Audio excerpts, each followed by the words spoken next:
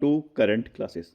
आज है 30 नवंबर और इससे जुड़े जितने इम्पोर्टेंट करंट क्वेश्चन बन सकते हैं हम इस वीडियो में डिस्कस करेंगे। वीडियो की जो पीडीएफ होगी वो हमारे टेलीग्राम चैनल मिल जाएगा, जिसका लिंक वीडियो के डिस्क्रिप्शन बॉक्स में दिया गया। और बता दें, इस वीडियो कमेंट में एक क्वेश्चन दिया जाता है, क्वेश्चन और उससे जो जितने फैक्ट हैं आपको लिखने चाहिए। तो चलिए शुरू करते हैं। हाल ही में अंतर्राष्ट्रीय जगुआर दिवस कब मनाया गया? तो अंतर्राष्ट्रीय जगुआर दिवस तो यह मनाया गया कब? यह मनाया गया है 29 नवंबर को।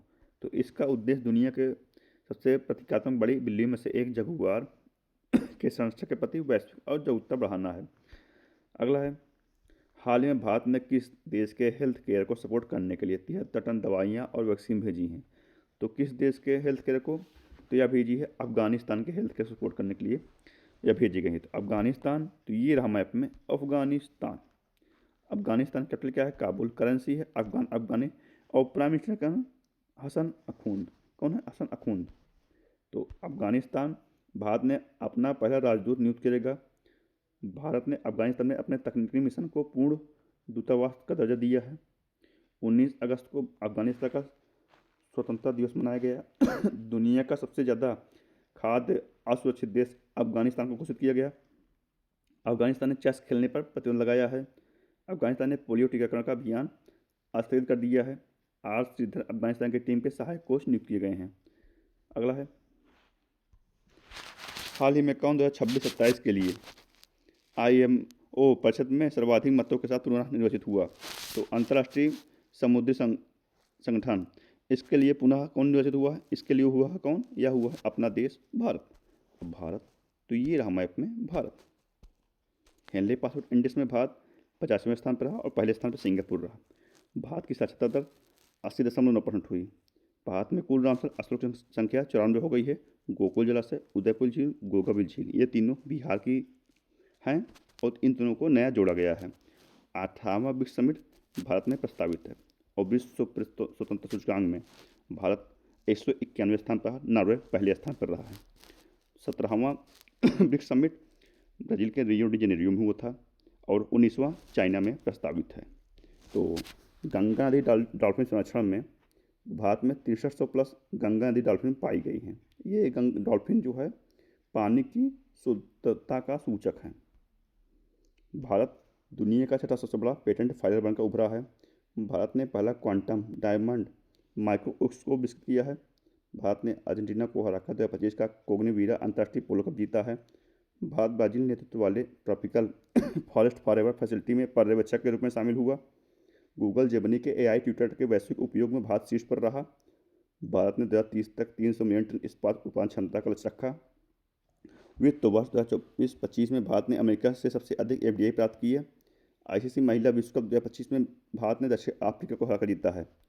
अगला है, हाल ही में किसे इंडियन ऑफ द ईयर का सम्मान दिया गया? इंडियन ऑफ द ईयर का सम्मान किसे दिया गया है? यह दिया गया है जय शाह को।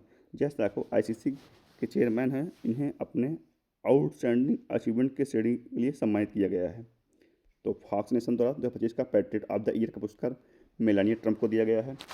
प्रतिष्ठित Princess of Asturias sports award Serena Williams को सम्मानित किया गया है।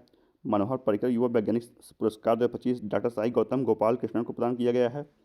श्री श्री रविशंकर को शांति सुरक्षा के लिए 2025 का विश्व नेता पुरस्कार दिया गया है। सर डेविड बैकहम को फुटबॉल में सेवाओं के लिए किंग चार्ल्स द्वारा नाइट की उपाधि दी गई है।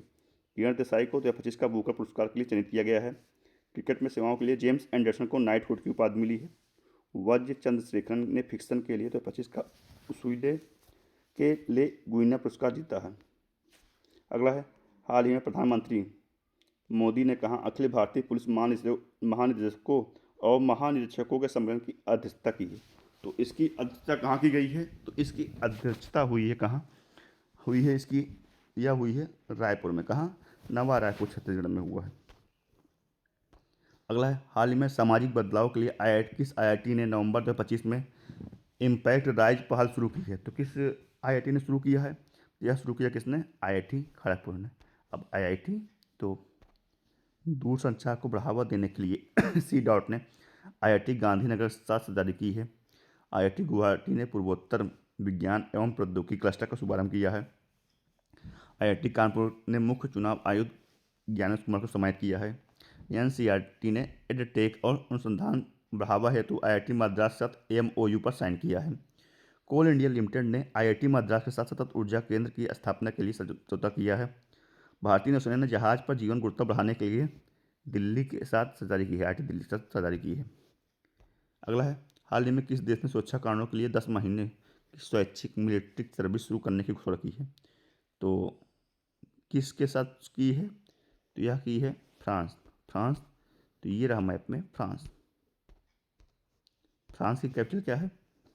पेरिस। करेंसी है यूरो। प्रेसिडेंट हैं इमैनुअल मैक्रोन। कौन है? Emmanuel Macron. शक्ति अभ्यास भारत और फ्रांस के बीच में होता है। 20 मार्च को फ्रेंच भाषा दिवस मनाया जाता है और 23 अप्रैल को अंग्रेजी भाषा दिवस मनाया जाता है। Grand cross of the legion of honour, तो यह सम्मान प्रधानमंत्री मोदी जी को दिया गया है। फ्रांस को सर्वोच्च सम्मान प्रदान किया गया है। तो फ्रांस के नए राष्ट्रपति सेबेस्टियन लोनार्को ने अपने मंत्रिमंडल के नियुक्ति के कुछ घंटों बाद ही इस्तीफा दिया। फ्रांस के पूर्व राष्ट्रपति निकोलस सरकोजी को भ्रष्टाचार और सत्ता का दुरुपयोग करने के लिए 5 वर्षों की कैद की सजा दी गई है। फ्रांस के फुटबॉलर सैमुअल उमटीटी ने 31 साल की उम्र में फुटबॉल से संन्यास लिया। फ्रांस ने फिलिस्तीन को राज्य के रूप में मान्यता दी है। भारत ने अगली पीढ़ी के लड़ाकू विमानों के लिए जेट इंजन बनाने के लिए फ्रांस की कंपनी सफ्रान के साथ साझेदारी की है। फ्रांस ने फिलिस्तीन को स्वतंत्र देश के रूप में मान्यता देने की घोषणा की है।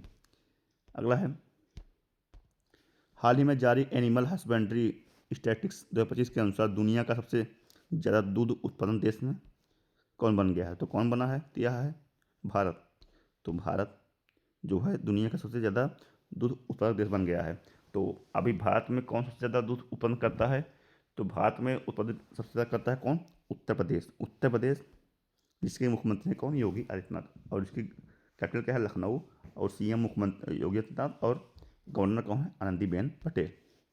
तो हाल ही में राष्ट्रीय प्रवाल वित्तीय अनुसंधान संस्थान कहाँ स्थापित किया जाएगा? तो कहाँ किया जाएगा?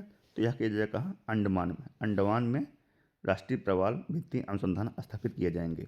अगला है, हाल ही में कहाँ महिला हत्या को आजीवन कारावास अपराध मानने वाला ऐतिहासिक कानून पारित हुआ?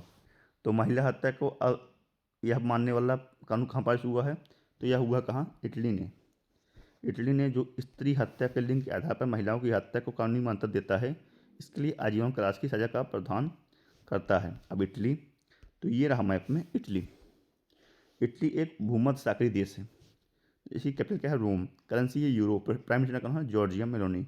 और भूमध्य सागरीय देश होने के कारण इटली को जो यहाँ पर अंगूर खेती होती है, वहाँ को जो भूमध्य सागरीय वर्षा के कारण ये खराब हो जाती है। हाल ही में कौन 2025 से 29 के कार्यकाल के लिए यूनेस्को के कार्यकारी बोर्ड में पुनर्निर्वाचित हुआ? तो कौन हुआ? यह हुआ कौन? यह हुआ कौन? यह हुआ अपना देश भारत। अगला है, हाल ही में भारत ने किस देश में चक्रवात राहत के लिए ऑपरेशन सागर बंधु शुरू किया?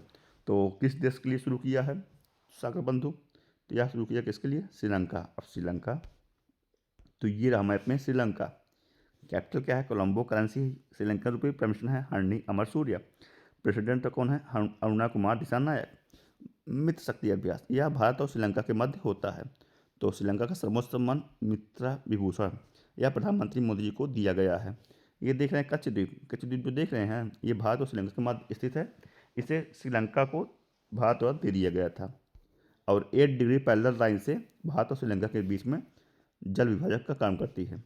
तो भारत और श्रीलंका के बीच संयुक्त सैन्य अभ्यास मित्र शक्ति 2025 कर्नाटक के बेलगावी स्थित फॉरेन ट्रेनिंग नोड में हुआ। भारत द्वारा वित्त पोषित बहुजातीय त्रिभाषिक स्कूल का उद्घाटन श्रीलंका में किया गया। भारत ने श्रीलंका के साथ मन्नार आपातकालीन देखभाल इकाई के लिए समझौता ज्ञापन पर हस्ताक्षर किए हैं।